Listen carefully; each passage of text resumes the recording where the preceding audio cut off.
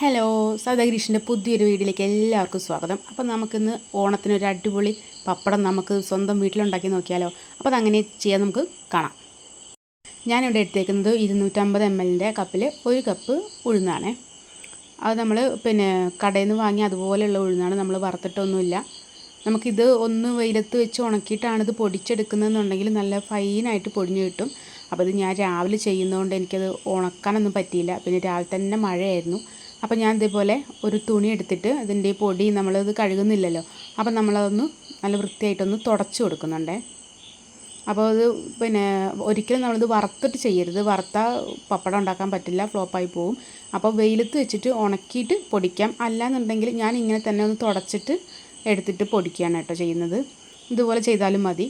നല്ല ഫൈൻ പൊടിയായിട്ട് കിട്ടണം, ഒരു തരിതരി ഒന്നും പാടില്ല. അപ്പം നമുക്കിത് പൊടിച്ചെടുക്കാം.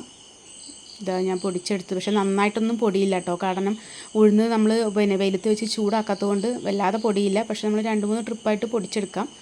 അതിനുശേഷം നമുക്ക് ചെറിയ കണ്ണിയിലെ അരിപ്പയിൽ നന്നായിട്ടിത് അരിച്ചെടുക്കണേ. അത് കുറച്ച് സമയം എടുക്കും നമ്മളത് അരിച്ചെടുക്കാൻ, കാരണം വെയിലത്ത് വെച്ച് ചെയ്യാവും ഒന്നും കൂടി നന്നാവുക. അങ്ങനെയാണെങ്കിൽ നമുക്ക് പെട്ടെന്ന് പൊടിഞ്ഞു കിട്ടും. നമുക്കിങ്ങനെ അരിച്ചെടുക്കാം കേട്ടോ. ഈ അരിച്ചെടുക്കുമ്പോൾ കിട്ടുന്ന തരിയുണ്ടല്ലോ, അത് നമുക്കിതെല്ലാം ഒന്ന് അരിച്ച് കഴിഞ്ഞ ശേഷം ഒന്നും കൂടി ഇട്ടിട്ട് ഒന്ന് അരിച്ചെടുക്കാവേ.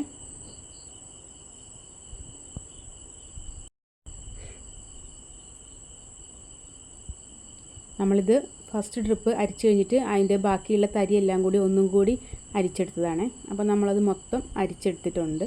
ഇനി നമുക്കതൊരു വേറെ പാത്രത്തിലോട്ട് മാറ്റാം.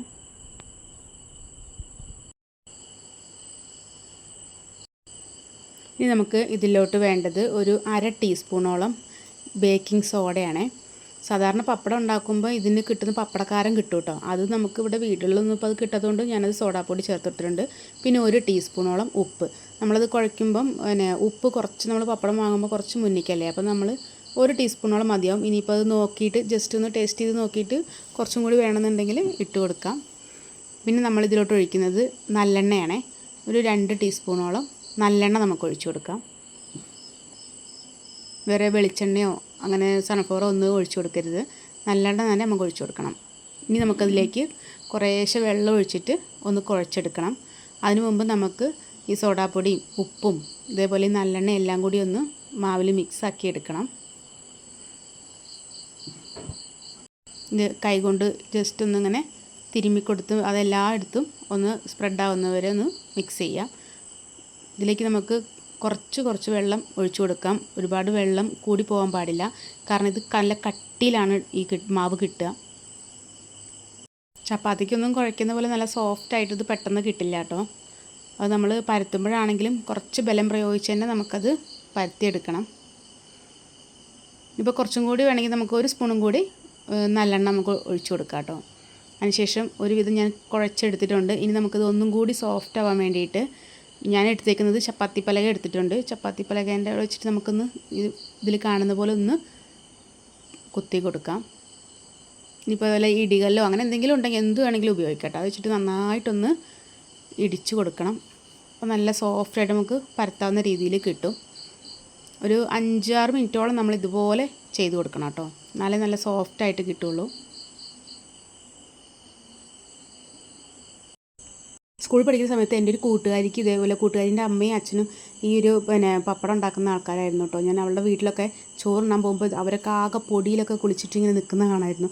അവർ പക്ഷേ ഇത് ഉരലിട്ടിട്ടാട്ടോ ഇങ്ങനെ കുഴച്ചെടുത്തതെന്ന് തോന്നുന്നു. കാരണം ഞാൻ കണ്ടിട്ടുണ്ട് ഉരലിങ്ങനെ ഇടിക്കുന്നത്, ഈ മാവ് ഇടിക്കുന്നതായിരിക്കും, അങ്ങനെ ഞാൻ കണ്ടിട്ടുണ്ട്. പക്ഷെ അന്നൊന്നും ഇതെന്താ സംഭവം ഒന്നും നമുക്കറിയില്ല. പപ്പടം കഴിക്കും അത്ര തന്നെ. അതിന് ശേഷം നമുക്ക് ഇതുപോലെ ഉരുട്ടിയെടുക്കാം. അങ്ങനെ നീളത്തിലിങ്ങനെ ഇതുപോലെ നമ്മൾ ഉരുട്ടിയെടുക്കണേ. കുറച്ച് ബലം പ്രയോഗിച്ച് തന്നെ ചെയ്യണം. ഇത് ഇങ്ങനെ ചെയ്യുമ്പം എല്ലാ ഭാഗവും ഒരേ വലുപ്പത്തിലാവണേ. നമുക്കത് ശേഷം ഒരേ വലുപ്പത്തിൽ കട്ട് ചെയ്തെടുക്കാനുള്ളതാണ്. അപ്പോൾ എവിടെയെങ്കിലും കുറച്ച് കൂടുതലാണെന്ന് തോന്നുകയാണെങ്കിൽ നമ്മൾ അവിടെ നിന്ന് കൈ വെച്ചിട്ട് ഒന്ന് പ്രസ് ചെയ്ത് ഇതേപോലെ ഒന്ന് ഉരുട്ടി കൊടുത്താൽ കറക്റ്റ് അളവിൽ കിട്ടും. ഇതാ ഇത്ര നീളത്തിൽ കിട്ടിയിട്ടുണ്ടേ. അപ്പോൾ ഞാൻ ഇടയ്ക്കൊക്കെ കുറച്ച് പൊന്തൽ കാണുമ്പോൾ ഞാൻ അവിടെ ഒന്ന് ജസ്റ്റ് ഒന്ന് ഉരുട്ടി ശരിയാക്കി കൊടുക്കുന്നുണ്ട്. ഇനി നമുക്കൊരു കത്തി ഉപയോഗിച്ച് കറക്റ്റ് വലിപ്പത്തിലൊന്ന് കട്ട് ചെയ്തെടുക്കാം. ഒരുപാട് ചെറിയ വലിപ്പത്തിൽ ആക്കരുത്. അങ്ങനെയാകുമ്പോൾ നമുക്ക് പപ്പടം എല്ലാം ഒരു വലിപ്പത്തിൽ കിട്ടില്ല. കാരണം നമുക്ക് കുറച്ച് വലിപ്പം കൂടിയാലും നമുക്കത് കട്ട് ചെയ്തിട്ടെടുക്കാം. അതിനുശേഷം ബാക്കിയുള്ള മാവ് ഒന്നും കൂടി ഉരുട്ടിയിട്ട് നമ്മൾ പരത്തിയെടുത്താൽ മതി.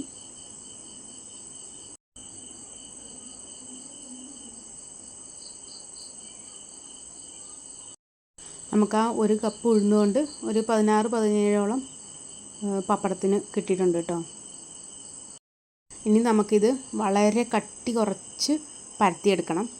എല്ലാ ഭാഗവും ഒരുപോലെ കട്ടി വരുന്ന രീതിയിൽ നമുക്കത് പരത്തണം. അപ്പോൾ അതിന് വേണ്ടിയിട്ട് ഞാനൊരു 2 ടീസ്പൂണോളം മൈദ എടുത്തിട്ടുണ്ട്. അപ്പോൾ ഒരുപാട് പൊടിയിട്ടങ്ങ് പരത്തരുത്. അങ്ങനെയാകുമ്പോൾ നമ്മൾ എണ്ണയിൽ കാച്ചുമ്പോൾ ഉണ്ടല്ലോ ഈ പൊടിയെല്ലാം കൂടെ മിക്സ് ചെയ്തങ്ങ് വെള്ള കളറായിപ്പോവും.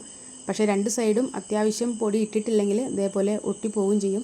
അപ്പോൾ കുറേശ്ശെ പൊടി ഇട്ട് വെതറി കൊടുത്തിട്ട് നമുക്കത് വളരെ തിന്നായിട്ട് പരത്തിയെടുക്കാം. നമ്മളിങ്ങനെ പരത്തും ഏതെങ്കിലും ഒരു സൈഡ് നല്ല കട്ടിയുണ്ട് തന്നെ അവിടെ നന്നായിട്ടൊന്ന് പരത്തി കൊടുക്കണം.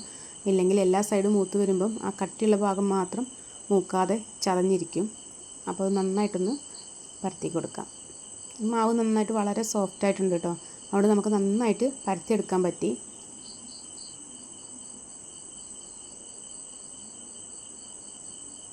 നമുക്കിങ്ങനെ തിരിച്ചിട്ട് കൊടുത്തിട്ട് നമുക്കത് പരത്തിയെടുക്കാം കേട്ടോ.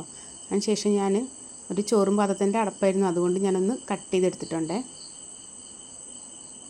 കണ്ടില്ലേ, നല്ല ക്ലിയർ ആയിട്ട് കിട്ടിയിട്ടുണ്ട്.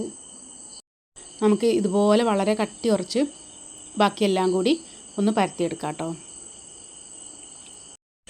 അപ്പോൾ നിങ്ങൾക്ക് എൻ്റെ വീഡിയോ ഇഷ്ടമാവുകയാണെങ്കിൽ ലൈക്ക് ചെയ്യാനും കമൻറ്റ് ചെയ്യാനും സബ്സ്ക്രൈബ് ചെയ്യാനും ഒന്നും മറക്കരുതേ.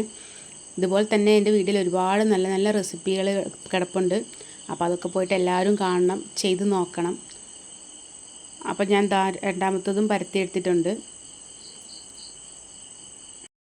ഇതെല്ലാം പരത്തിയെടുത്ത ശേഷം നമുക്ക് ഒന്ന് വെയിലത്ത് കൊണ്ടുപോയി കുറച്ച് നേരം 5 മിനിറ്റ് നമുക്കൊന്ന് വെയിൽ കൊള്ളിക്കണം. അപ്പോൾ ഞാൻ വെയിലൊന്നുമില്ല, മഴയൊന്ന് തോർന്നതേ ഉള്ളൂ. അപ്പോൾ ജസ്റ്റ് ഒന്ന് ചൂടാക്കാൻ വേണ്ടിയിട്ട് ടെറസിൻ്റെ മുകളിൽ പോയതാട്ടോ. നമ്മുടെ ചാലിയാറാണ്, നിലമ്പൂർ ചാലിയാർ. വെള്ളം ഇപ്പോൾ നല്ല കുറവാണ്. ഇതിന് മുമ്പ് ഒരാഴ്ച മുമ്പ് നല്ല വെള്ളം ഉണ്ടായിരുന്നു. ഇപ്പോൾ കാണാനൊക്കെ നല്ല ഭംഗിയാണ്, വെള്ളം പറ്റ കുറവാണ്. ഇതാ നമ്മൾ ടെറസിൻ്റെ മുകളിൽ നിന്ന് പപ്പടം ഉണക്കാനിട്ടിട്ടുണ്ടേ. മിന്നൂട്ടി പിന്നെയും ക്യാമറ തിരിച്ച് പുഴയിലേക്ക് കൊണ്ടുപോവാണ്. നമ്മളിത് അത്യാവശ്യം നല്ല വെയിലുണ്ടെങ്കിൽ ഒരു 5 മിനിറ്റ് നമ്മളൊന്ന് വെയിൽ കൊള്ളിച്ചാൽ മതി കേട്ടോ. തിരിച്ചും മറിച്ചും ഇട്ട് കൊടുത്തിട്ട് ജസ്റ്റ് ഒന്ന് ചൂട് തട്ടിയാൽ മതി. അപ്പം ഞാൻ നിലത്ത് വെച്ചാൽ ഈ മഴയൊക്കെ ആയതുകൊണ്ട് മണ്ണും പായലൊക്കെ ഉണ്ട്. അപ്പം ഞാൻ ഇതേപോലെ പേപ്പർ വെക്കിയിട്ട് എല്ലാ തൂണത്തും ഓരോന്ന് വെച്ചിട്ടുണ്ടായിരുന്നു കേട്ടോ. അപ്പം ഞാനും മുന്നോട്ടും കൂടെ അത് കാച്ചി നോക്കാനുള്ള പരിപാടിയിലായിരുന്നു. അപ്പോൾ അത് ആ എണ്ണയൊക്കെ ചൂടായി വന്നിട്ടുണ്ട്. നമ്മളതിലേക്ക് പപ്പടം ഇട്ട് കൊടുത്തു. പപ്പടം പക്ഷേ നല്ലോണം ഒന്ന് ഉണങ്ങി കിട്ടണം. അത് ഉണങ്ങിയിട്ടൊന്നും ഉണ്ടായിരുന്നില്ല. ഞാനത് പെട്ടെന്ന് ജോലിക്ക് പോകാനുള്ള തിരക്കൊണ്ട് വേഗം കാച്ചി നോക്കിയിട്ട് പോവാമെന്ന് വിചാരിച്ചിട്ട് വേഗം ചെയ്ത് നോക്കിയതാണേ. നന്നായിട്ട് പൊള്ളച്ച് വന്ന് നല്ല ടേസ്റ്റ് ഉണ്ടായിരുന്നു കേട്ടോ നമ്മുടെ പപ്പടം. എല്ലാവരും വീട്ടിൽ ട്രൈ ചെയ്ത് നോക്കണം, സിമ്പിളാണ്. പിന്നെ ഇതൊന്നും നമ്മൾ എന്തായാലും വീടുകളിൽ ചെയ്ത് നോക്കാത്തൊരു ഐറ്റം അല്ലേ. അപ്പം നമ്മൾ ജസ്റ്റ് ഒന്ന് ചെയ്ത് നോക്കി അതിങ്ങനെ പൊരിച്ചെടുക്കുമ്പം നമുക്ക് തന്നെ ഒരു സന്തോഷമില്ലേ. അതുപോലെ എല്ലാവരും ഒന്ന് ട്രൈ ചെയ്ത് നോക്കണം. പിന്നെ എനിക്ക് പറയാനുള്ളത്, 1 കപ്പ് മൈദയ്ക്ക് 1 ടീസ്പൂൺ അല്ല, ഒരു 1.5 ടീസ്പൂണോളം ഉപ്പിട്ട് കൊടുക്കാം കേട്ടോ. അപ്പോൾ ഇതിൽ ഉപ്പ് കുറച്ച് പിന്നെ പപ്പടത്തിന് മുന്നിലേക്ക് നിൽക്കണമല്ലോ, അപ്പോൾ അങ്ങനെ ഇട്ട് കൊടുക്കാം. പിന്നെ സോഡാപ്പൊടിക്ക് പകരം പിന്നെ പപ്പടക്കാരം കിട്ടുകയാണെങ്കിൽ അതൊന്നും കൂടി ബെസ്റ്റായിരിക്കും പപ്പടത്തിന്. അപ്പോൾ ഇങ്ങനെ ചെയ്താലും അടിപൊളിയാണ്, കാണുമ്പോൾ തന്നെ നല്ല രസമല്ലേ. അപ്പോൾ ഇത്രയേ ഉള്ളൂ എൻ്റെ വീഡിയോ. ലൈക്ക് ചെയ്യണം, കമൻറ്റ് ചെയ്യണം, സബ്സ്ക്രൈബ് ചെയ്യണം മറക്കരുത്. അപ്പോൾ പുതിയൊരു അടിപൊളി ഐറ്റവുമായിട്ട് നമുക്ക് നാളെ കാണാം.